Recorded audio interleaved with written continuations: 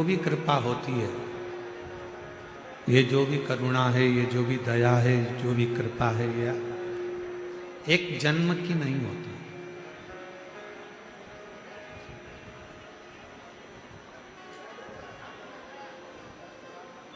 एक उत्तर देना भीड़ वालों, जितने चाकरवाड़ी में कथा सुन रहे हो सब उत्तर देना।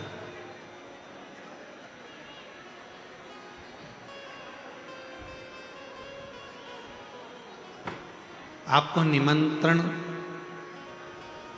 तब तक दिया जाता है जब तक आप मनुष्य की देह में हो, मानव के शरीर में हो।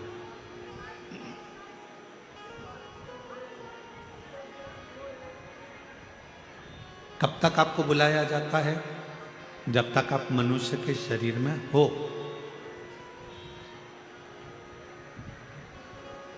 मानव बनकर जन्मे तो तुमको लोगों ने निमंत्रण भी दिया, कथा में आना, कथा सुनना, कथा में आना, बैठना, कथा श्रवण करना, आना, पधारना। ये कुछ भी नहीं चल रहा है, मुझे लग रहा है।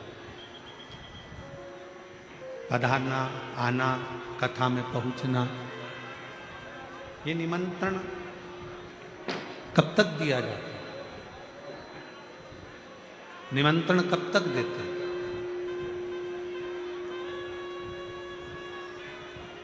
जब तक ये मानव का शरीर है। अभी आप और हम मनुष्य के शरीर में जन्मे हैं, इसलिए कोई हमको बुला रहा है। आप और हम मनुष्य के शरीर में जन्मे हैं, इसलिए कोई आप और हमको कथा में बुला रहा है। मान लो अगला जन्म कुत्ता का हो गया, पशु पक्षी का हो गया, जानवर का हो गया, कोई जीव जंतु का हो गया, तो कोई निमंत्रण देने बुलाएगा क्या? जम के तो बोलो। कोई तुम्हारे यहाँ कहने के लिए आएगा? कोई तुम्हारे यहाँ बोलने के लिए आएगा कि आप हमारे यहाँ कथा सुनने के लिए आए? आप शिव जी को एक लोटा जल चढ़ाने जाना, भगवान की भक्ति करने जाना, भजन करने जाना, आप स्मरण करने जाना, मंत्र जाप करने जाना, कौन बुलाएगा आपको?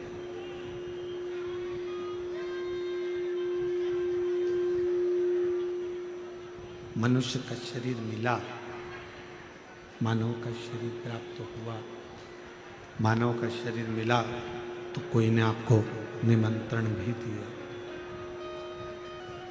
मानव का शरीर मिला तो आप लोगों को बुलाया भी गया कि कथा सुनो, सत्संग सुनो, मंदिर जाओ, देवालय जाओ, शिवालय जाओ, एक लोटा जल समर्पित करो। अगला जन्म मिलना, क्या मिलेगा, कैसा मिलेगा, ये किसी को नहीं। और फिर अगले जन्म में कोई तुमको बुलाएगा कि नहीं बुलाएगा, अगले जन्म में कोई तुम्हें निमंत्रण देगा कि नहीं देगा, ये किसको मालूम? कौन को मालूम?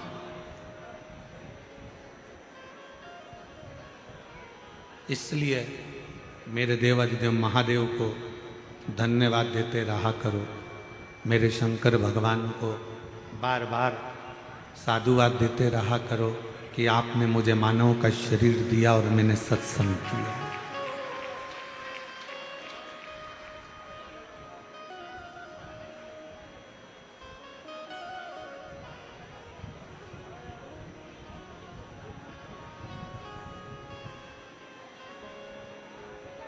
ये बड़ी मुश्किल से मिला।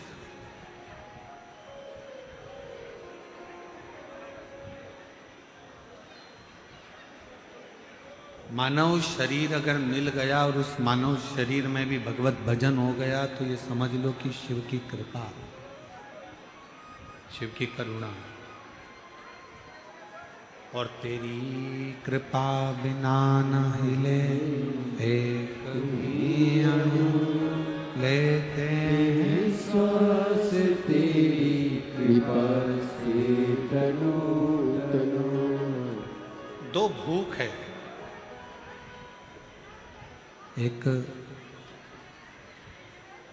तन की भूख होती है, एक मन की, प्रेशर बढ़ाओ प्रेशर, तन की भूख और एक मन की भूख, दो भूख है।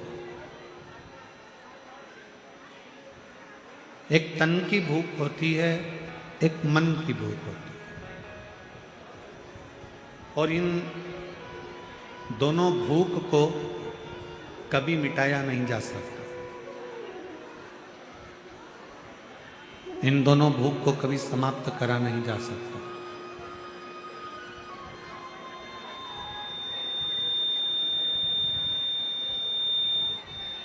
ना ही तन की भूख, बाहर की आवाज तो अंदर आ रही है पर अंदर की आवाज बाहर अंदर नहीं आ रही है।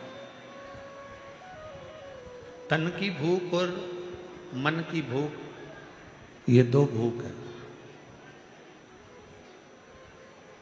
और इन दोनों भूख को कभी समाप्त नहीं करा जा सकता। ना ये तन की भूख समाप्त होती है, ना मन की भूख समाप्त होती है। फिर शिव महापुराण की कथा कहती है कि इन दोनों भूखों के समाप्त नहीं होती तो फिर करा क्या जाए।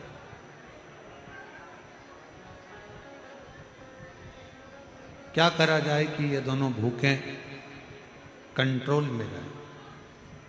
तो कहा एक काम करो, तन को भी काम में लगा दो और मन को भी काम में लगा दो। जब व्यक्ति काम में लग जाता है, जब व्यक्ति काम में लग जाता है तो फिर उसको भूख नहीं लगती। इस तन को अपने कर्म में लगा दो और इस मन को भगवान शंकर की भक्ति में लगा दो। ये दोनों जब काम में लग जाएंगे तो तन और मन भूखे नहीं। शरीर की भूख, तन की भूख और मन की भूख, इसको समाप्त करना बहुत कठिन, बहुत। पर दोनों को ही अगर हमने कर्म में लगा दिया, शरीर को भी कर्म में लगा दो, तन को भी कर्म में लगा दो कि परिवार का भरण पोषण करना है, परिवार को संभालना है, घर को संभालना है, कुटुंब को संभालना है, तो इसको शरीर को लगा दो काम में कि तुम काम करते हो, और मन को भी लगा दो।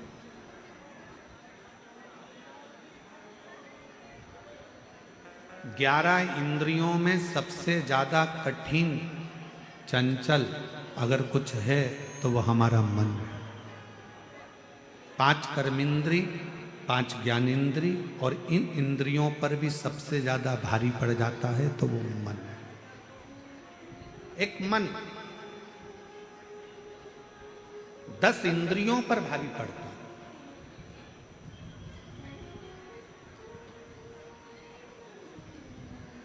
कितना कितना शिव महापुराण की कथा कहती है, भगवान शंकर का संवाद कहता है। पार्वती मैया का जब प्रागट्य हुआ, माँ पार्वती मैया जब जन्मी और हिमालय राज के यहाँ पर खूब बधाइयाँ बट रही थी। मेरे घर में बेटी का जन्म हुआ और हिमालय राज बड़े खुश हो रहे थे कि आज मेरे घर में एक बेटी का जन्म हुआ।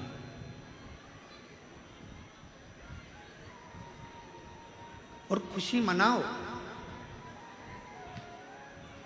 कि हमारे घर में बेटी का जन्म हुआ है। बेटा एक कुल को तारता है और बेटी 2 कुल को तार देती है। प्रसन्नता मनाओ, मना नहीं। इस चित्त को, इस मन को, एक बड़ा सुंदर संवाद है कि हमने अपने जीवन को, हमने अपनी उम्र को, हमने अपने भजन में इस मन को कितना लगाया, हमने कितना इस चित्त को लगाया, हमने कितना इस मन को लगाया। एक गुरुजी एक जजमान के घर आए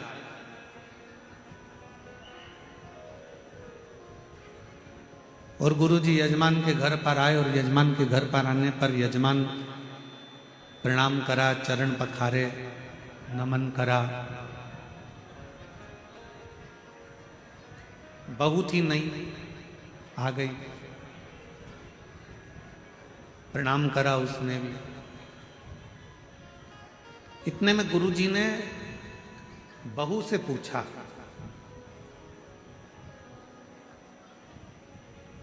बेटा तुम्हारी सास की उम्र कितनी है? बहू ने बताया 35 साल, 35 मेरी सास की उम्र है। तुम्हारे ससुर की उम्र कितनी है? कहा 25, 25 साल। फिर गुरुजी ने पूछा, बेटा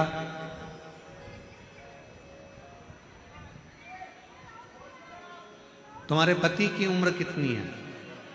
कहा कल ही पैदा हुआ है। फिर गुरुजी ने पूछा, तुम्हारी उम्र कितनी है?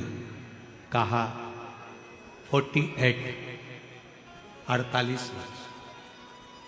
सास को गुस्सा आ गया, खड़ी हो गई।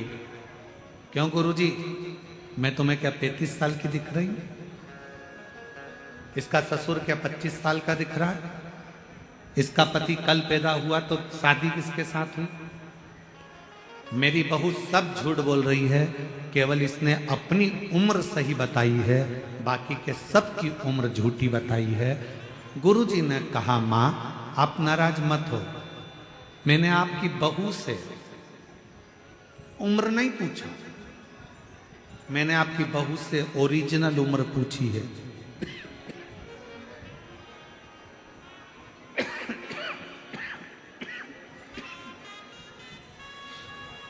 मैंने तुम्हारी बहू से असली उम्र पूछी।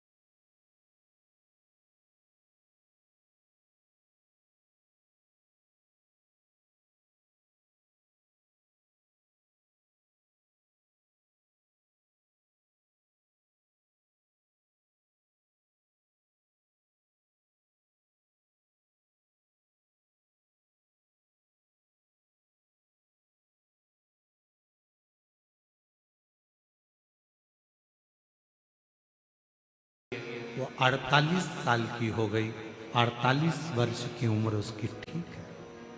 और पति से रोज कहती थी, चलो सियोर वाला महाराज आया है, कथा चल रही है चाकरवाड़ी में। इतने दिन से नहीं गया, बस कल से ही उसने जाना चालू करा, मतलब कल ही वो पैदा हुआ है। उसका सही जीवन तो कल से ही चालू। आप में से कई माताएं, कई भाई, कई बहनें, कई मेरी जीजियां, कई मेरे जीजा, कई मेरी बेटियां, कई मेरे बेटा, आप में से भी ऐसे होंगे जो पहले दिन आए होंगे, या कल पहली बार आए होंगे, या आज पहली बार आए होंगे, जो कल और आज पहली बार कथा सुन रहे हैं या पंडाल में आए हैं। आप सबको हैप्पी बर्थडे टू यू। आप सबको जन्मदिन की बधाई हो। क्यों? क्योंकि हमारी सही उम्र तो वही है जो हमने शंकर भगवान को दे दी, बाकी की उम्र तो हमारी जो हमने निकाल दी। हमने बाकी की जो उम्र निकाली है, हमारी उम्र जो व्यर्थ गई है नातों में, रिश्तों में, कुटुंब में, कबीले में, परिवार में, वहाँ ना जाने कहाँ कहाँ हमने जो उम्र को निकाल दिया, वो हमारी उम्र बेकार।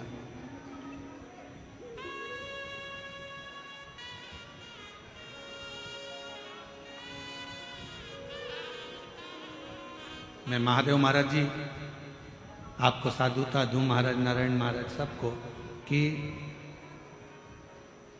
आप लोगों ने अपने बच्चों को भी सही उम्र दी है।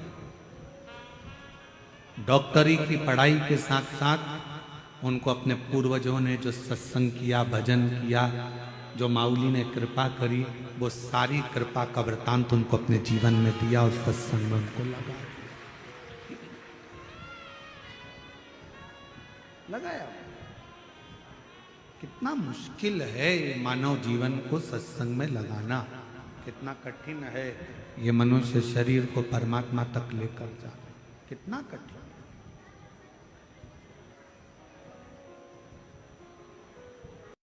ज्यादा कठिन है ये मन। इसको लगाओ सत्संग में, भजन में, चले जाता है भोजन में। इसको भेज दो सत्संग में, तीर्थ में, चले जाता है फिल्म में।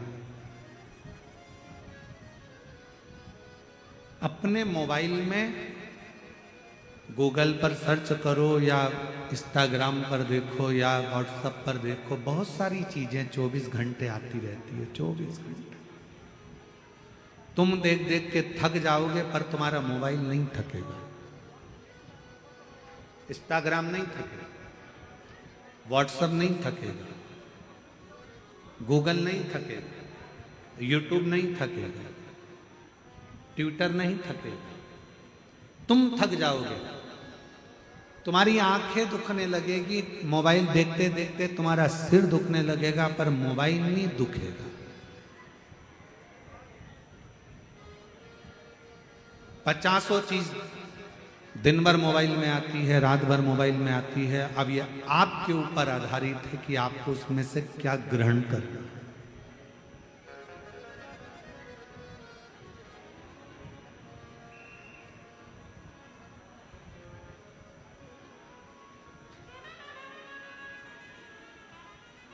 आज हम एक बात कहना जा रहे हैं, परंतु हो सकता है कि बहुत सारे लोगों को इस चीज से काली मिर्ची लग जाए। महादेव महाराज जी, हमारी बात से थोड़ा लोगों को बहुत लगती बहुत है। हो सकता है कि कई लोगों को ये बात लग जाए।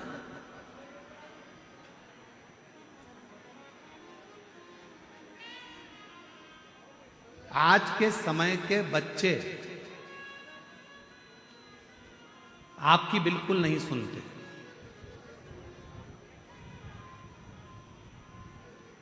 सौ बच्चों में से 10 बच्चे ऐसे होंगे जो अपने माँ बाप की सुनते होंगे, बाकी के 90 की तो हम गारंटी ले रहे हैं नहीं सुनते। आज के जमाने के बच्चे आपकी नहीं सुनते। आज के जमाने के बच्चे आपकी नकल करते हैं। क्या करते हैं? जम के बोलो जरा, नकल। पापा ने ऐसा किया था, मम्मी ने ऐसा किया था, दादी ने ऐसा किया था, दादा ने ऐसा करा था, बुआ जी ने ऐसा करा था, नानी जी ने ऐसा करा था। उनने मुझे 500 का नोट दिया तो मैं भी 500 ही दूंगा। उनने अपने व्यवहार में 200 रुपये दिया थे, मैं भी 200 रुपये दूंगा। उनने बिछुड़ी दी थी, पायल दी थी शादी में, मैं भी पायल दूंगी। आज के जमाने के बच्चे आपकी नहीं सुनते। आज के जमाने के बच्चे आपकी नकल करते हैं। तो मेरा निवेदन है, अगर बच्चे आपकी नकल कर रहे हैं तो आप उनको अच्छी नकल दो। दिन भर मोबाइल पकड़कर अगर मम्मी बैठी रहेगी तो बच्चे भी दिन भर मोबाइल पकड़कर बैठे रहेंगे, और अगर मम्मी दिन भर अच्छी किताब लेकर बैठी रहेगी तो बच्चे भी अपनी पुस्तक लेकर बैठे रहेंगे। दादी दिन भर सीरियल देखेगी तो बच्चे भी सीरियल देखेंगे। दादी अगर लड़ाई करेगी तो बच्चे भी लड़ाई करेंगे। इसलिए दादियों से भी निवेदन है कि टीवी पर शिव पुराण सुनना तो बच्चे भी कभी ना कभी सत्संग सुनने की आदत डाल लेंगे। नकल करते हैं बच्चे, माँ जैसा करेगी वैसे बच्चे करेंगे। आज का जमाना है, आज के बच्चे आपकी सुनते नहीं पर नकल पूरी करते हैं। मम्मी ने इतनी, तुम भी तो इतनी देर से मोबाइल लेके बैठी थी और मुझे पढ़ने बिठा दिया। आज के बच्चे कहते हैं, बोलो दीजिए सही है कि गलत है। थोड़ा सा लोगों को गलत लग सकता है, परंतु हम जो बोल रहे हैं इस व्यासपीठ के माध्यम से आज का बच्चा नकल करता है। मम्मी तुम भी तो रात को 10-10 बजे तक मोबाइल देखती रहती हो और हमको मना करती रहती हो। बच्चे नकल करते हैं। तुम मोबाइल पकड़ कर बैठोगी तो तुमसे ज़्यादा तुम्हारी औलाद मोबाइल पकड़ कर बैठेगी। तुम दिन भर शॉपिंग करोगी तो तुम्हारी औलाद भी बाइक लेकर जाएगी और मॉलों में शॉपिंग करेगी। तुम अगर 24 घंटे मायके बात करोगी फोन पर तो तुम्हारी औलाद भी फिर टीना मीना गीना नीना से बात करती रहेगी। बस यही चीज। बच्चे आपको और हमको देख रहे हैं। बच्चे घर के माँ बाप को देख रहे हैं। आज के बच्चे आपकी सुनते कम हैं, पर आज के बच्चे आपकी नकल ज़्यादा करते हैं। इसलिए अपने बच्चों को अगर नकल भी सिखा रहे हो तो एक काम करना, रोज आधा 1 घंटा रामायण लेकर, भागवत लेकर, गीता लेकर, शिवपुराण लेकर, ज्ञानेश्वरी लेकर अपने हाथ में लेकर बैठना। तो मुझे उम्मीद है कि आने वाली पीढ़ी भी वो शब्द याद रहे, वो भी पकड़े।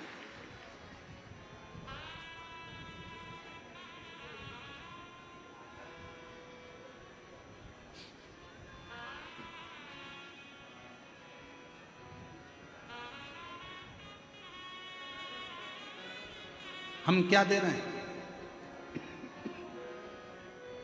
कल महादेव महाराज जी वो बुजुर्ग से महाराज जी आए थे ऊपर थोड़ा विश्राम कर, क्या नाम था? नेत्र है? माइक तो दो जरा, माइक दो।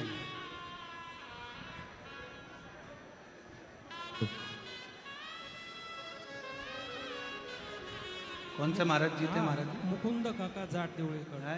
आवाज- मुकुंद काका जाट देवळेकर। मुकुंद महाराज जी प्रणाम, बैठिए। कल उनको दर्शन हमने किए मुकुंद महाराज जी के। उनके सुपुत्र भी कीर्तन का,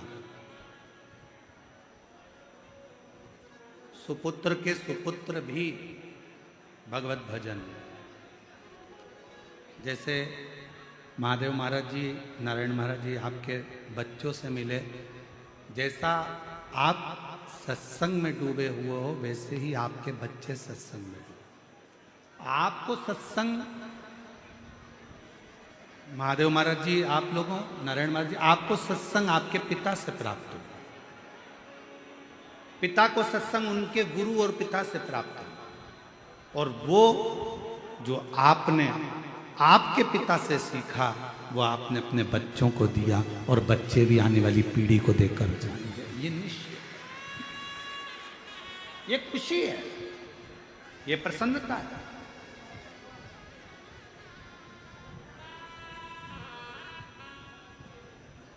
आज के जमाने की शिक्षा भी आपने अपने बच्चों को दी है,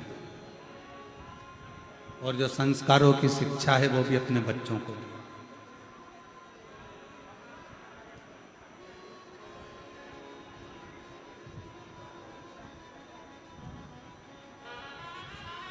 नकल करते हैं बच्चे, माँ को देखेंगे, पिता को देखेंगे, घर के बड़ों को देखेंगे, बुजुर्गों को देखेंगे तो उनको देख के नकल करेंगे।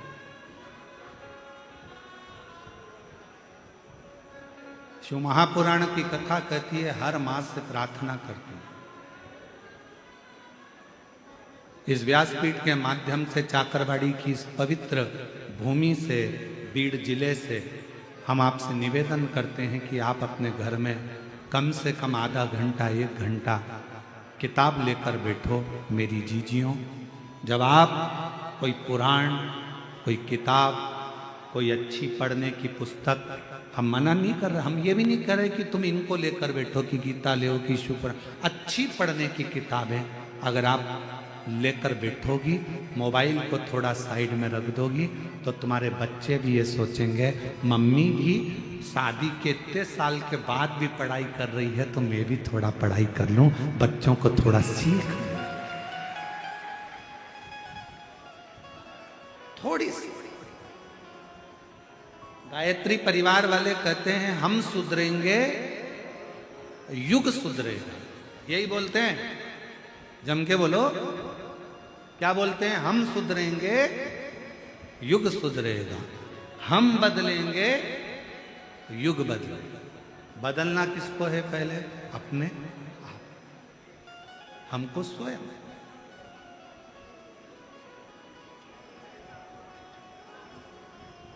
और जिस दिन हम स्वयं बदल गए, हमें किसी को बदलने की जरूरत नहीं पड़ी। आज का जमाना बड़ा विचित्र है। एक सास बहू के आते से ये सोच लेती है कि मैं भी कोल्हापुर की रहने वाली हूं, अच्छे अच्छे को बदल देती हूं। मैं भी वाशिम की रहने वाली हूं, मैं भी मालेगांव की हूं। ये कल की बहू मुझे बदलेगी, मैं इसको बदल दूंगा। और बहू जब तुम्हारे यहां विवाह कर कर आती है तो वो भी कह देती है मैं भी अमरावती की हूं, ये आई मुझे बदलने वाली, मैं इसको बदल दूंगी। बेटा बाप को बदलने में लगा है, बाप बेटे को बदलने में लगा है, बहू सास को बदलने में लगी है, सास बहू को बदलने में लगी है, बहन भाई को बदलने में लगी है, भाई बहन को बदलने में लगा है, ननन भाभी को बदलने में लगी है, भाभी ननन को बदलने में लगी है। मेरा निवेदन है, आप किसी को मत बदलो, अपने आप को बदल लो, पूरा घर बदल जाएगा। आप स्वयं भी तो बदलो, आप स्वयं भी तो बदलो अपने आप को।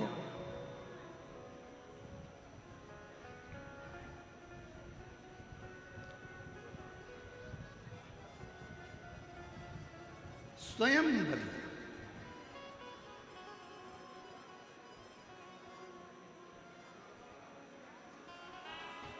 वो कहते हैं ना कि साहिब मेरा सिर खड़ा, साहिब मेरा सिर खड़ा, पलक पलक से सोफे लगाना पड़ते हैं, कुर्सियां लगाना पड़ती है।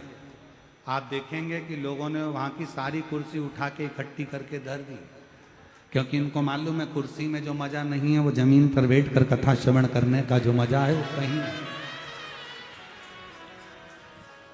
सब कुर्सियों का ढेर लगा दिया, ये रखी है, क्या करें उस कुर्सी का कि उसमें आनंद नहीं है।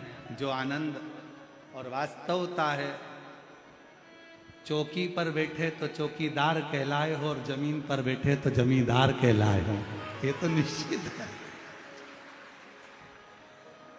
चौकी पर बैठे तो चौकीदार कहलाए और जमीन पर बैठे तो जमींदार कहलाए हो। और चौकीदार की ड्यूटी तो 2-3-4 घंटे में पूरी हो जाती है, पर जमींदार ड्यूटी नहीं करता, जमीन का मालिकाना हक रहता है, वो जमींदार कहलाए। जमींदार हो आप, इसलिए जमींदार को टेंशन नहीं रहता, कुर्सी वालों को टेंशन रहता है। जरा सा कोई टच हुआ और कुर्सी हिली, गिराएगा, सर उतर, गिर जाऊंगी। हाँ। सर, कुर्सी वालों को टेंशन है कब गिर जाए। ऐसे राजनेताओं को चिंता रहती है कुर्सी कब गिर जाए, कोई भरोसा नहीं। पर जो जमीन पर बैठा है उसको कोई टेंशन नहीं है कि कब गिरे। कोई गिरा जमीन पे और कोई आ गया, खसको खसको खसको खसको। अब उनको कौन बताए कि ये खसक खसक के खसके हो गए, अब क्या खसके, कोई चिंता नहीं। हम तो बाबा के भरोसे चलते हैं, हम तो बाबा के भरोसे चलते हैं। ये दुनिया वाले चलते हैं, ये दुनिया वाले चलते हैं, डमरू वाले के भरोसे चलते हैं, काशी वाले के भरोसे चलते हैं। हम उसके आश्रित होकर चले। नारद जी हंसे, हिमालय राज को चिंता व्यापी, क्यों हंस रहे हो, किस लिए, क्यों हंस रहे हो। चिंता व्यापी, चिंता क्या बात है। फिर पूछा नारद जी से हिमालय राज ने कि क्यों हंस रहे? देव ऋषि नारद ने पार्वती मैया का स्वरूप देखकर कह दिया, मुझे हंसी इस बात की आ रही है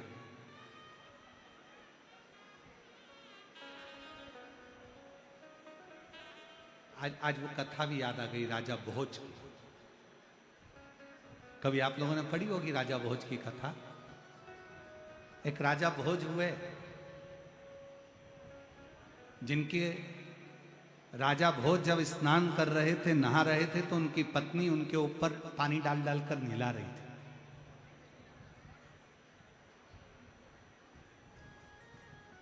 और राजा भोज की पत्नी जब स्नान करा रही थी, राजा भोज कह रहे थे अपनी पत्नी से, और पानी डाल, और पानी डाल, और पानी डाल, एक डब्बा और डाल, एक बाकेट और भर के डाल। राजा भोज की पत्नी नहलाते नहलाते अपने पति को बहुत तेज हंस दी, ठाका लगा। आज देवऋषि नारद के हंसने पर यह कथा स्मरण में आ गई। राजा भोज की पत्नी जो हंसी, राजा भोज को गुस्सा आया। राजा भोज ने कहा, मैं नहा रहा हूं, पानी डालने को कह रहा हूं, और तू मेरे को देखकर इतना ठाका लगाकर हंस रही है, बता क्यों हंस रही है? धर्म पत्नी ने कहा, मैं नहीं बताऊंगी आपको कि मैं क्यों हंस रही हूं। राजा भोज ने कहा, तुझे मेरी कसम है, बताना पड़ेगा कि तू क्यों हंस रही है। राजा भोज की पत्नी बोली, मैं नहीं बताऊंगी, भले आप कसम दे दो, पर मेरी भी कुछ मर्यादा है, मैं आपको नहीं बताऊंगी कि मैं क्यों हंस रही। तो तू नहीं बताएगी तो कौन बताएगा? इतने में राजा भोज की पत्नी बोली, मेरी जो सग्गी बहन है ना, छोटी वाली, आपकी साली, वो बताएगी। राजा भोज ने जैसे ही सुना, नहाकर स्नान कर कर तैयार होकर राजा भोज अपनी साली के घर चले गए। और राजा भोज ने अपनी साली से पूछा, मुझे तुमसे बात करना है। साली लगी थी काम में, उसने कहा, जीजा जी मैं बाद में बात करूंगी। थोड़ी देर बाद राजा भोज फिर अपनी साली के घर चले गए। साली से कहा, मुझे तुझसे बात करना है। साली ने कहा, क्या बात करना है जीजा जी? साली से कहा, कल तुम्हारी बहन मुझे पानी भर भर कर स्नान करा रही थी, मैं उससे कह रहा था कि एक डब्बा पानी और डाल, एक बाकेट पानी और डाल। मुझे नहलाते समय मैं तुम्हारी बहन से कह रहा था, और पानी डाल, और पानी डाल, तो तुम्हारी बहन बहुत तेज हंसी थी। मुझे पूछना है, इसका उत्तर दो, तुम्हारी बहन क्यों हंसी थी? इतने में राजा भोज की साली ने कहा, जीजा जी इसका उत्तर तो मैं नहीं दूंगी, पर परसों के दिन मैं अपने एक बेटे को जन्म दूंगी। उस बेटे की जो शादी होगी, उसकी जो बहू आएगी, वो बहू तुमको बताएगी, उसकी बहू तुमको बताएगी कि मौसी सास क्यों हंसी थी। मैं नहीं बताऊंगी, बताएगी तो वो बताएगी। और शंभो शरण पड़ी मांगू घड़ी दुख काटो दया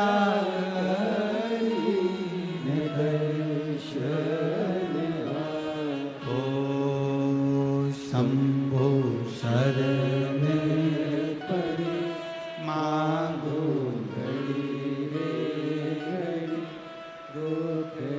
एक निवेदन आप सबसे, अगर स्वीकार करें तो अच्छी बात है। थोड़ा थोड़ा क्लोज होंगे ना, तो हो सकता है 25 से 50 लोग और आपके बीच में बैठ सकेंगे। थोड़ा थोड़ा सा आप लोग अंदर की ओर दबेंगे, तो जो गीले हो रहे हैं वो लोग भी अंदर की ओर आते चले जाएंगे। थोड़ा थोड़ा दबते चले जाएंगे। अंदर वालों से निवेदन है, पहले जो बीच में बैठे हैं वो थोड़ा थोड़ा दबेंगे, तो अंदर वाले बाहर वाले अंदर आते चले जाएंगे।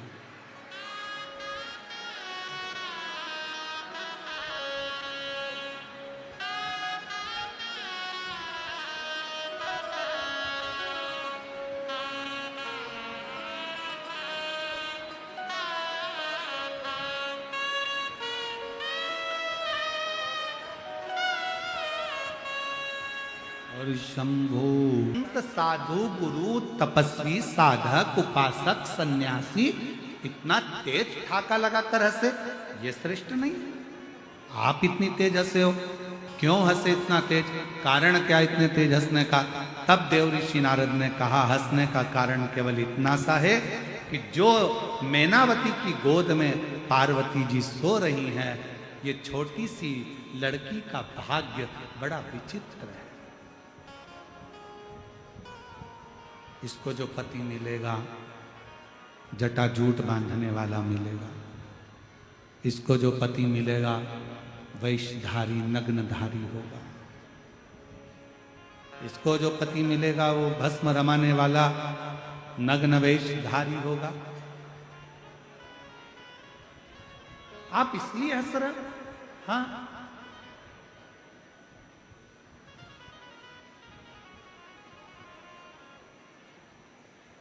हिमालय राज्य की धर्मपत्नी की आंख में से आंसू बह रहे हैं। मैनावती रो रही है, नैनों से अश्रु बह रहे थे। हिमालय राज ने पूछा, क्यों रोती है? मेरी बेटी का भाग्य देव ऋषि नारद ने बताया। इतनी देर में तो तुरंत हिमालय राज ने अपनी धर्मपत्नी को समझाकर कहा, भाग्य बताने वाले ने भाग्य बताया है। फिर निवेदन करूं, ये बात हमने पहले भी कथा में कही, आज फिर कह रहे हैं, भाग्य बताने वाले ढेर सारे मिलेंगे, पर भाग्य बनाने वाला तो केवल एक ही मिलेगा, वो देवाधिदेव महादेव ही। उसके सिवा कोई नहीं। और मेरे बाबा दया करना, मैं तेरे भरोसे, खींचना पड़ रहा है, मेरे भोले दया करना, मैं तेरे भरोसे ना घर के भरोसे हो,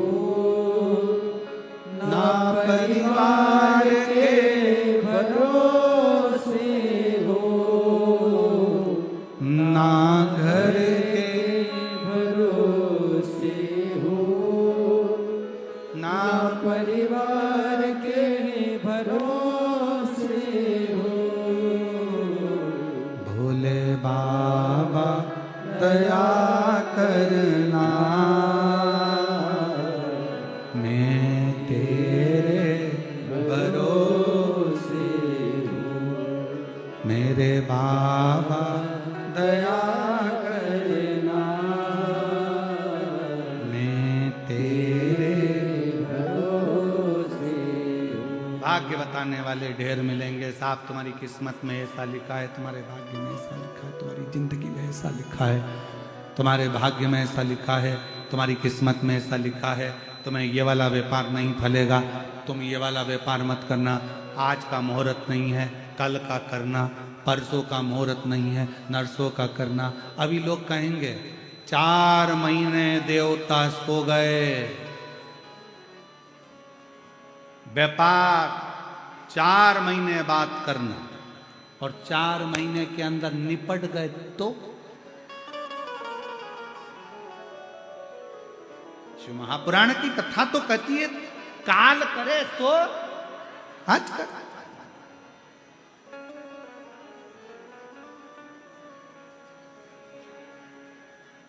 आज अपने अंदर एक बात उतार लेना, किसी का बुरा करना है, किसी को गाली देना है, किसी को अपशब्द कहना है, किसी को ताना देना है, किसी से झगड़ा करना है, और किसी को आड़ा टेढ़ी बात कहना है, तो आज की जगह कल कहना। पर कोई अच्छा काम करना हो तो कल की जगह आज। जब कोई अच्छा काम करना है तो कल की जगह आज करो। कल मौका मिले ना मिले, कल समय मिले ना मिले, कल कोई समय मिल पाए ना मिल पाए, आज करो। भाग्य बताने वाले ढेर मिलेंगे साहब। इन्होंने भाग्य बताया था, इन्होंने ये पत्र देखो, पत्र कितना अच्छा है।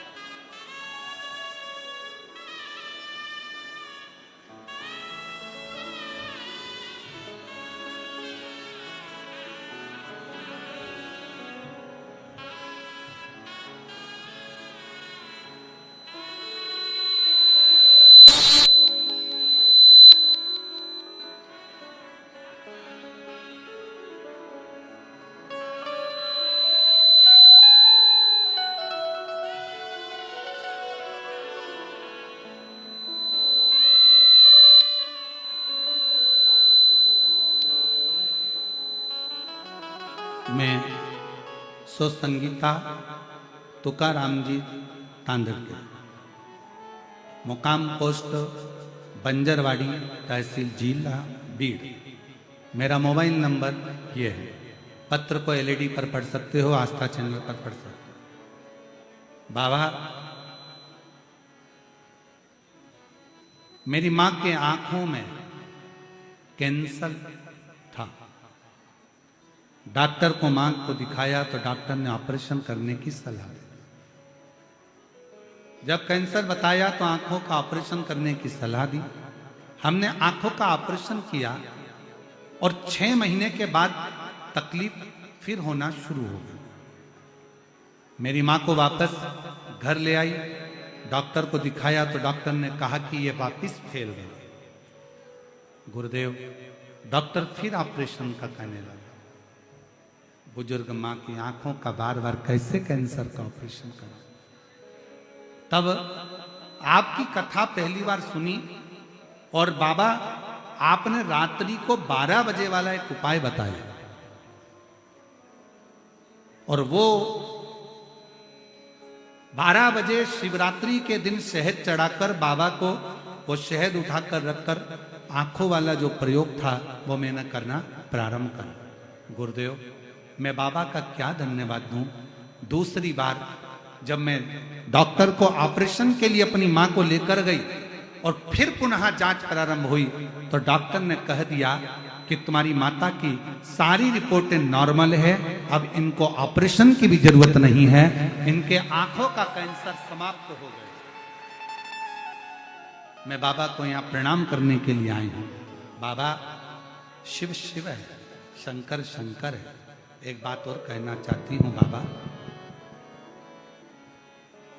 मेरा लड़का इंजीनियर का आखिरी साल था, मेरे लड़के का एक फॉर्म नहीं भरा था, इसलिए मेरे लड़के को फाइनल परीक्षा देने की अनुमति नहीं थी।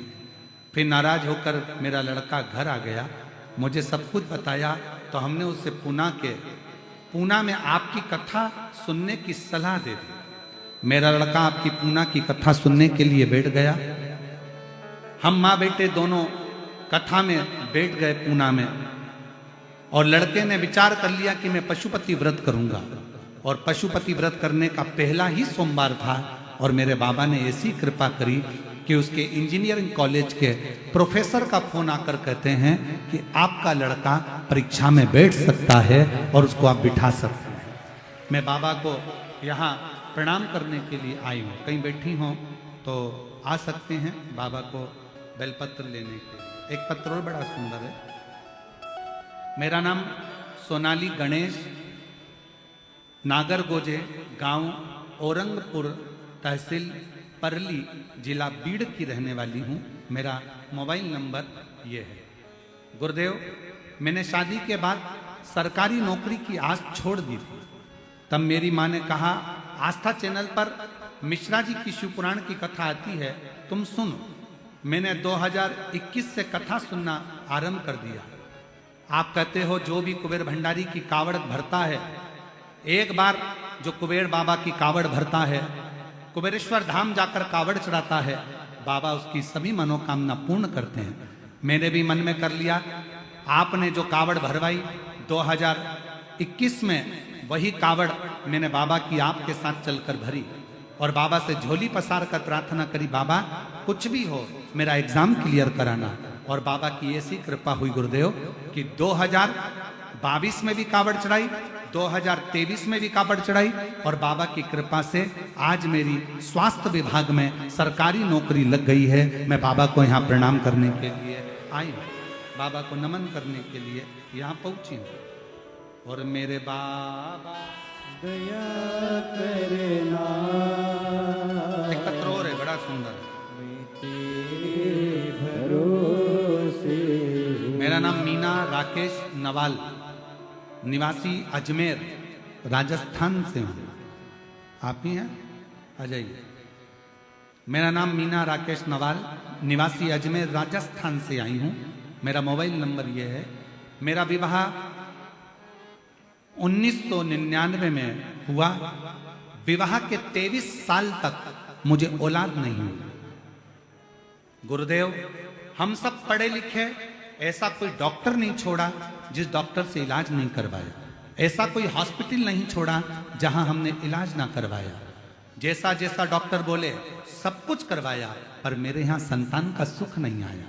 गुरुदेव, तब आखिरी में हिम्मत हार गए। जब 22 साल हो गए हिम्मत हारे, तब 2020 में मेरी जेठानी के माध्यम से शिव पुराण की कथा के बारे में सुना और शिव महापुराण की कथा के बारे में सुना। तुम प्रदीप मिश्रा की कथा सुना करो। फिर मैंने एक बार मन बनाया कि शिव पुराण की कथा सुनूं। आपकी कथा सुनने में मैंने आंकड़े की जड़ का प्रयोग किया। मैंने पशुपतिनाथ का व्रत किया। बिलपत्र के वृक्ष के नीचे ब्राह्मण ब्राह्मणी को खीर खिलाने वाला एक प्रयोग किया और बाबा की कृपा ऐसी हुई कि 2022 में अक्टूबर के महीने में मुझे 23 साल के बाद संतान की प्राप्ति हुई। मैं बाबा को प्रणाम करने के लिए आया। ले आओ बच्चे को, ले आओ। 23 साल के बाद मुझे संतान की प्राप्ति हुई। मैं बाबा को यहाँ प्रणाम करने के लिए आई। शिव शिव है, शंकर शंकर। और तेरी कृपा का, सब बोलो, सब साथ में बोलिएगा। तेरी कृपा का क्या है भरोसा, कब किस पर हो जाए, जरा सी हम पर कर दो, जरा सी हम पर कर दो।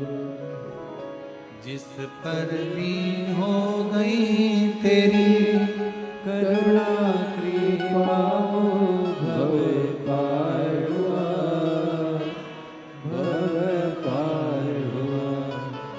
पापी हो चाहे कितना, उसका भी बाबा उद्धार हुआ, उद्धार हुआ। गिद्ध अजामिल गणिका जैसे, गिद्ध अजामिल गणिका जैसे, तेरे मन को भाए, जरा सी हम पर कर दो, जरा सी तेरी कृपा का क्या है भरोसा, कब किस पर हो जाए, जरा सी हम पर कर दो, जरा सी हम पर कर दो। शिव शिव शंकर शंकर। आप जितना जितना उस पर विश्वास करोगे, जितना जितना आप उस पर भरोसा करोगे, जितना जितना आप उसके आश्रित रहोगे, भरोसा धारण करोगे, उस पर दृढ़ी रहोगे, विश्वास करोगे, उतना शिव तुम्हारे करीब में आता चला जाएगा। भगवान शंकर तुम्हारे करीब में आता चला जाएगा। आप भरोसा कितना कर रहे हो, आप विश्वास कितना कर रहे हो, ये आपके ऊपर निर्भर करता है। शिव कथा कहती है, इसी पंडाल में एक लड़का बैठा है, 16 साल की उसकी उम्र है, धनश्री वैष्णव, 16 साल का में उम्र है इसकी। 3 साल से इसके मुंह में गठान हो गई। कहीं बैठा हो धनश्री वैष्णव, मोबाइल नंबर ये है, अगर कहीं बैठा हो तो बेलपत्र लेने के लिए आ सकता है। साल से मेरे मुख में एक गठान हो गई थी। जितने डॉक्टरों को दिखाया सारे डॉक्टरों ने कहा कि इसका ऑपरेशन कराना पड़ेगा और इसकी जांच हो। मेरे घर के लोग रोने लगे, आंख से आंसू बहने लगे। क्या कहें, जितने डॉक्टरों को दिखाओ सभी एक ही बात बोलते हैं कि ऑपरेशन कराकर जांच कराओ। अब करें क्या, कोई दवाई भी फर्क नहीं पड़ती। तब मेरी मां ने एक किसी रिश्तेदार के मुंह से सुना कि एक लोटा जल चढ़ाना है, कुबेरेश्वर धाम का जाकर एक रुद्राक्ष लाना है, कुंदकेश्वर महादेव का नाम लेकर जल पीना। मेरी मम्मी ने, मेरी माई ने, मेरी आई ने मुझे मंदिर जाना चालू करा दिया। एक लोटा जल लेकर जाता, चढ़ाता, पीता, मंदिर में झाड़ू पोछा लगाता, बाबा का चढ़ा हुआ जल मुंह में लगा लेता। बाबा, डॉक्टर तो ना जाने क्या क्या बोल रहा है, मेरी 16 साल की उम्र है बाबा, और डॉक्टर ना जाने क्या क्या बोल रहा है, कुछ भी करो मेरे मुंह की गठान गला दीजिए। बाबा का मैं क्या गुणगान करूं गुरुदेव। 3 महीने के अंदर लोग कहते हैं आपको फायदा मिलेगा, मुझे मेरे बाबा ने 2 ही महीने के अंदर पूरी गठान को गला दिया। 2 महीने के अंदर पूरी गठान को गला दिया। आज मेरी गठान पूरी ठीक हो गई। मैंने डॉक्टरों को दिखाया तो डॉक्टर भी आश्चर्य कर रहे हैं कि ये कैसे हो सकता। गुरुदेव, मेरी 16 साल की उम्र है पर मेरे भोलेनाथ ने मुझे बेटा बनाकर संभाल लिया। ये शिव की कृपा है, शिव उदारता। और जब तक कृपा शंकर की ना हो, दया शंकर की ना हो, जब तक करुणा शिव की ना हो, तब तक सब कुछ सुना। प्रणाम बाबा, यहाँ प्रणाम करो। शंभो 23 साल के बाद हुआ। एक बार जोरदार ताली बजाकर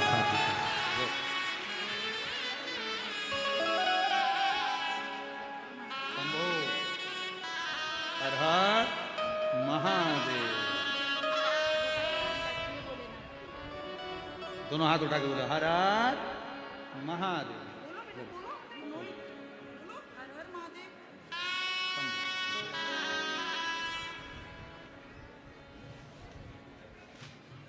रिश्ता तेरा मेरा सबसे है प्यारा, रिश्ता तेरा मेरा सबसे है प्यारा। मेरा बाबा, मैं हूँ तेरा लाला, मैं हूँ तेरा। तू मेरा बाबा, मैं हूँ तेरा लाला, मैं हूँ तेरा। आप शंकर के प्रति कितने समर्पित हैं, आप शिव के प्रति कितने आश्रित हैं, यह आपके ऊपर निर्भर करता है। यह आपके ऊपर जाता है कि आप भगवान शिव की कितनी आराधना करते हैं, कितनी प्रार्थना करते हैं, कितना निवेदन करते हैं, कितना अर्चना करते हैं, कितनी चाकरी करते हैं। चाकरवाड़ी की इस पवित्र धरा से इतना कहूँगा, इस व्यासपीठ के माध्यम से, कि कुछ भी ना बने तो शिव के मंदिर में जाकर थोड़ी सेवा करनी। शंकर के मंदिर में जाकर थोड़ी सेवा करें।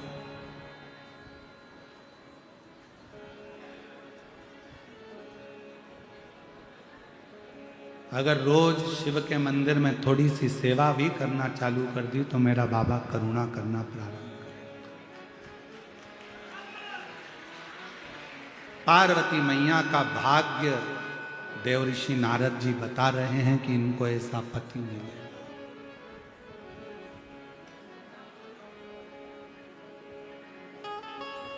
अब एक बात देवर्षि नारद ने बड़ी विचित्र कही, इसको भिक्षुक पति मिले।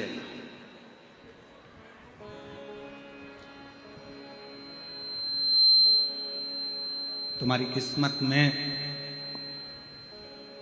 मान लो दुख लिखा है, तुम्हारी किस्मत में अगर कोई तकलीफ लिखी है, तुम्हारी किस्मत में अगर कोई तकलीफ दुख कष्ट लिखा है, परेशानी लिखी है,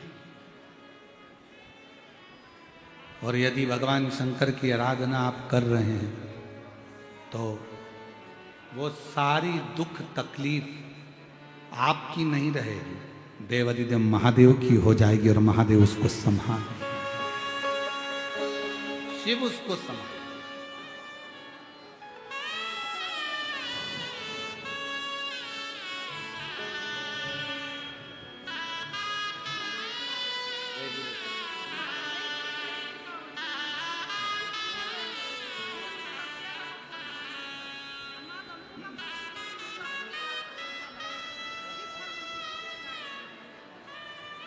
बेटे की नौकरी लगी है, एक बार जोरदार ताली बजाएं। सीहोर बाबा की कावड़ भरी, खूब हृदय से आनंद से बाबा से प्रार्थना करी, और हमारी तरफ से सबको निमंत्रण है। सावन महीने में 6 अगस्त को बाबा की कावड़ सीहोर में भराई गई। वैसे तो जब 5 जुलाई से 9 जुलाई तक गुरु पूर्णिमा महोत्सव होगा, 10 जुलाई को शिव दीक्षा महोत्सव होगा, गुरु पूर्णिमा महोत्सव, और 10 जुलाई से 8 अगस्त तक श्रावण का महीना चलेगा। बाबा की कावड़ 6 अगस्त को भराई। जो गुरु पूर्णिमा महोत्सव पर सीहोर आ रहे हैं उनसे भी निवेदन है, भाव से बाबा से प्रार्थना करो, और जो गुरु पूर्णिमा महोत्सव के यजमान पद ग्रहण कर रहे हैं वो लोग एक नंबर दे रहे हैं, उसी पर आप लोग संपर्क करेंगे। 8821073039। इस नंबर पर आप जो गुरु पूर्णिमा महोत्सव के यजमान पद ग्रहण कर रहे हैं वो आप इसी पर संपर्क करें। बन सके श्रावण महीने में पार्थिव लिंग का निर्माण पूजन, शिवजी के मंदिर में जाकर आराधना, शंकर जी के मंदिर में पहुंचकर प्रार्थना, शिव मंदिर में थोड़ी सेवा जरूर करें। संत ज्ञानेश्वर बाबा माउली का ये पवित्र तीर्थ क्षेत्र है चाकरवाई। माउली स्वयं मेरे शंकर भगवान का एक अंश अवतार है, मेरे शिव का एक रूप है।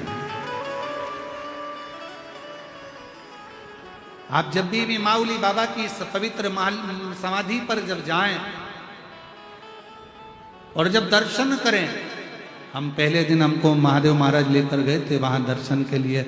जब आप जाएं और दर्शन करें तो आपको ये ज्ञात होगा कि थोड़ी देर अगर आप मां दर्शन करेंगे, समाधि का स्मरण करेंगे, हाथ का स्पर्श करेंगे, तो आपको लगेगा जैसे कोई 12 ज्योतिर्लिंग का एक हम स्पर्श कर रहे हैं, शिव का स्पर्श, भगवान शंकर का स्पर्श। ऐसी पवित्र भूमि है चाकरवाली, सिद्ध क्षेत्र है।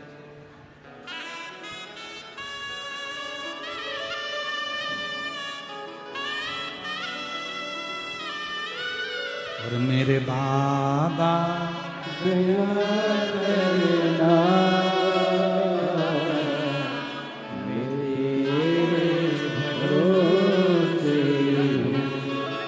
माँ को आंखों में कैंसर हो गया था, एक ऑपरेशन करा लिया था, डॉक्टर ने कह दिया था कि फिर कैंसर हो गया और हार गई थी। आखिरी में शिव जी की शरणागति ग्रहण करी, रात को 12 बजे वाला शहद का प्रयोग करा और आज माँ पूर्ण तरह से स्वस्थ है और कैंसर भी नील है। एक बार जोरदार ताली।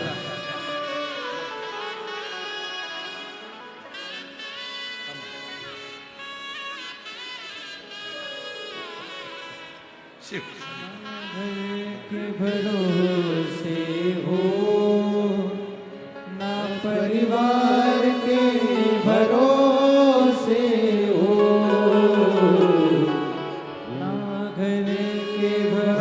क्या बोल रही है? वो अभी जीजी आई ना, वो कह रही है 4 साल से शंकर जी को छोड़ी नहीं हूं मैं, तो पकड़ ली।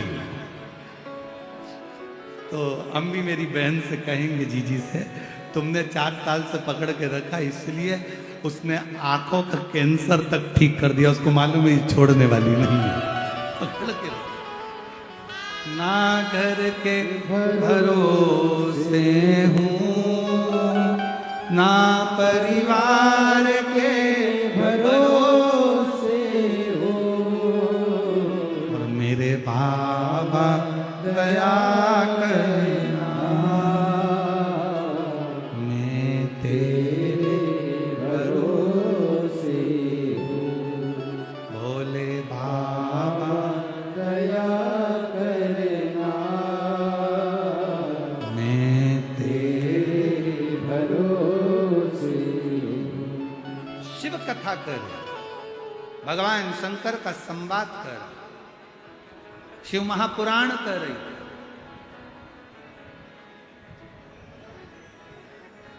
नग्न वेशधारी भिक्षुक, जटा जूट बांधने वाला, भस्म रमाने वाला, इसको पति मिले, इसको ऐसा पति मिले।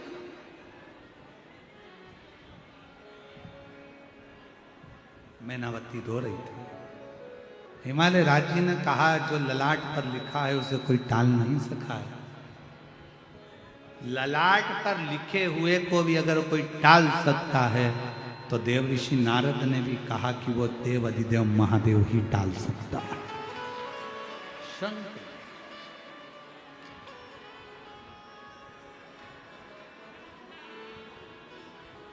वो शिव के सिवा कोई नहीं।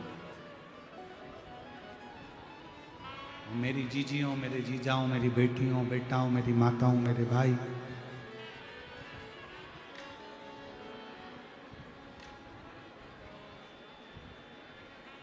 शिव जी कहाँ रहते हैं? कौन सा पर्वत? जम के बोलो, आवाज नहीं आई। और थे कैलाश। दुनिया के लोग कहते हैं शिव कैलाश पर रहते हैं, पर शिव महापुराण की कथा कहती है शिव कैलाश में नहीं, शिव विश्वास में रहते हैं। आपका भरोसा, आप जितना भरोसा करोगे, आप जितना विश्वास रखोगे, जितनी दृढ़ता रखोगे, शिव तुम्हारे सामने, शंकर तुम्हारे सामने। आप विश्वास की दृढ़ता बनाओ। एक लोटा जल लेकर भगवान शंकर के मंदिर जाते हो तो भरोसा रखकर जाना कि मेरा काम मेरा शंकर करेगा। श्री शिवाय नमस्तुभ्यम का जाप करो तो इतना विश्वास रखना कि मेरा शंकर मुझे संभाल लेगा। घर के दरवाजे पर अगर श्री शिवाय नमस्तुभ्यम लिख रहे हो तो ये विश्वास, स्लिप चिपका रहे हो तो ये विश्वास के साथ चिपकाना कि ये घर अब मेरा नहीं है, ये मेरे शंकर का है और इसमें जो होगा वो शिव का। जिस गाड़ी पर श्री शिवाय नमस्तुभ्यम लिखा है उस गाड़ी को चला रहे हो तो ये सोचकर चलाना कि इस गाड़ी को मैं नहीं, मेरा शिव चलाएगा। यहां कोई दूसरा नहीं है, सब वही कर। और मेरा आपकी कृपा से सब काम हो रहा है, करते हो भोले बाबा, मेरा नाम हो रहा है, और मेरा आपकी कृपा से सब काम हो रहा है, मेरा आपकी कृपा से सब काम हो रहा है। शंकर भगवान को ना तुम्हारा धन चाहिए, शंकर भगवान को ना तुम्हारी दौलत चाहिए, शंकर भगवान को ना तुम्हारी संपदा चाहिए, शंकर भगवान को ना तुम्हारा वैभव चाहिए, शंकर भगवान को ना तुम्हारी सत्ता चाहिए। शंकर भगवान को अगर कुछ देना चाहते हो तो अपने कीमती समय में से थोड़ा सा समय निकालकर भगवान शंकर के मंदिर में जाना प्रारंभ कर दो। शिवजी तुम्हारे दरवाजे पर आना प्रारंभ कर दो। महाराज, सबसे बड़ा दान कलयुग का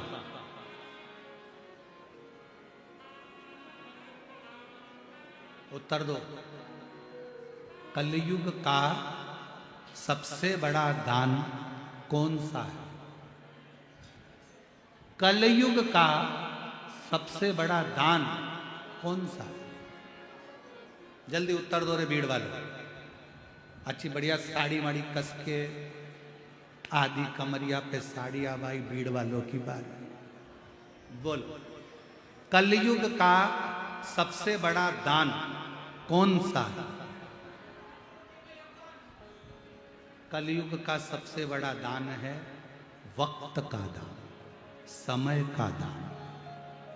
पत्नी को पति से कोई दौलत नहीं चाहिए, पत्नी को पति का थोड़ा सा समय चाहिए। भाई को बहन, बहन को भाई से समय चाहिए। आज के जमाने में धन तो बहुत होगा, पैसा भी बहुत होगा, गाड़ी बंगले भी बहुत होंगे, जमीन जायदाद भी बहुत होगा। कलयुग में सब कुछ होगा। आप धन भी दे दोगे, पैसा भी दान कर दोगे, अन्न भी दान कर दोगे, वस्त्र भी दान कर दोगे, स्वर्ण भी दान कर दोगे, कन्या का भी दान कर दोगे, सारा दान कलयुग में कर दोगे। पर इन दान से भी कलयुग में सबसे बड़ा दान होगा तुम्हारे वक्त का दान। अपने बुजुर्ग माँ बाप को थोड़ा सा समय दो, अपनी पत्नी को थोड़ा सा समय दो, अपने पति को थोड़ा समय दो, अपने बच्चों को थोड़ा समय दो, अपने परिवार को थोड़ा समय दो। जैसे जैसे धन बढ़ता चले जाता है, सत्ता बढ़ती चली जाती है, वैभव बढ़ता चले जाता है, कलयुग जैसे जैसे पांव पसारते चले जाता है, घर में संपदा तो बढ़ती है, गाड़ियां बढ़ती है, दौलत बढ़ती है, फैशन बढ़ता है, सामान बढ़ता है, पर घर में एक चीज की कमी हो जाती है, किसी के पास बात करने का वक्त नहीं रहता, किसी के पास समय नहीं है बात करने।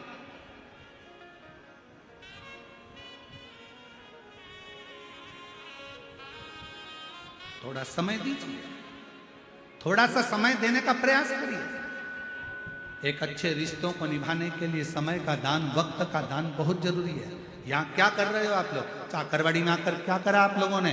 3 घंटे नहीं, कथा तो केवल 2.5 घंटे की, 2.75 घंटे की होती है। पर यहाँ तुमने जो समय दिया है, सुबह 8 बजे से 9 बजे से, सुबह 6 बजे से अपने अपने घर से निकली हो, 9 बजे यहाँ पहुँचकर जगह संभाली हो, जगह संभाल कर बैठी हो, इंतजार कर रही हो, ना वॉशरूम जाना, ना कहीं बाहर जाना, खाना भी उतना खाना कि कहीं हमें उठकर ना जाना पड़ जाए, पानी भी उतना पीना कि अपनी इंद्रियों को संयमित करना पड़ जाए, क्योंकि 5-6 घंटे, कथा तो 2.5-3 घंटे की है, पर तुम्हारा नियम, तुम्हारा संकल्प, तुम्हारी बैठक, तुम्हारी इंद्रियों की संयमितता ये कम से कम 8 घंटे की होती है। तुम अपना 8-10 घंटा, लोग कहते हैं भगवान को देते हो 3 घंटा, हम कहते 3 घंटा नहीं, कथा सुनने आते हो उसके 4 घंटे पहले से तैयारी करते हो, कथा सुनकर घर जाते हो, 4 घंटे तक नींद में भी सियोर वाला महाराज दिखता रहता है, शिव महापुराण की कथा दिखती रहती है, कथा कथा कथा कथा चलती रहती है। तुमने अपना कीमती समय मेरे शंकर भगवान को दिया, इसलिए जब विपदा की घड़ी आती है, कोई नहीं आता, तब मेरा देव अधिदेव महादेव नंदी चढ़कर आ जाता, मेरा शंकर, तब मेरा ओ घड़दानी, तब मेरा शिव, तब मेरा शंभु दौड़ कर आता। ये उसकी उदारता, ये उसकी करुणा, उसकी दया।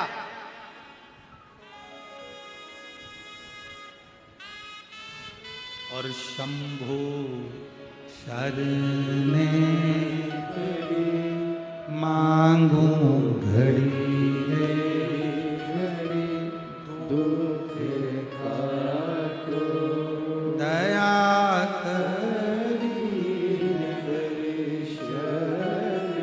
पार्वती जी के ललाट पर लिखा था कि पति ऐसा मिलेगा, पर पार्वती जी ने अपने पिता के मुख से सुन लिया, जगत में सबसे बड़े 2 गुरु होते हैं, जगत में सबसे बड़े दो गुरु होते हैं, पहले नंबर पर माँ और दूसरे नंबर पर पिता।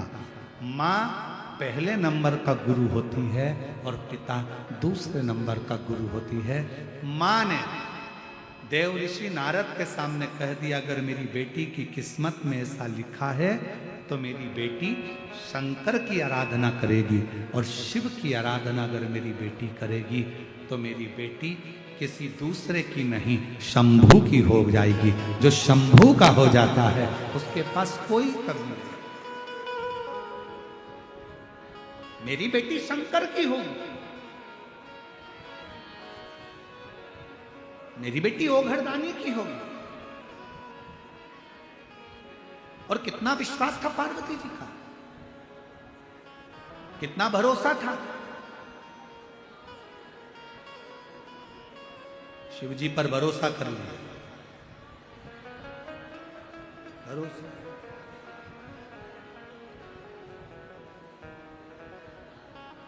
भरोसा रखकर मेरे देव अधिदेव महादेव के साथ में पार्वती जी का विवाह भी हो गया। आपसे पूछे उत्तर दीजिएगा। हिमालय राज,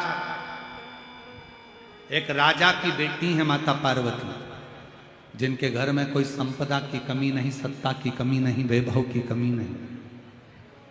कन्यादान में ढेरों संपदा दी होगी मेरे हिमालय राज ने, पर शंकर भगवान कुछ नहीं बोले। पार्वती जी ने एक भी कन्यादान की सामग्री अपने साथ नहीं रखी। क्यों? मैनावती ने पूछा, पार्वती इतना कन्यादान में से थोड़ा सा दान लेकर जा। उस शमशान में रहने वाला है, कैलाश पर रहने वाला है, कंदराओं में रहने वाला है, उनके पास क्या होगा?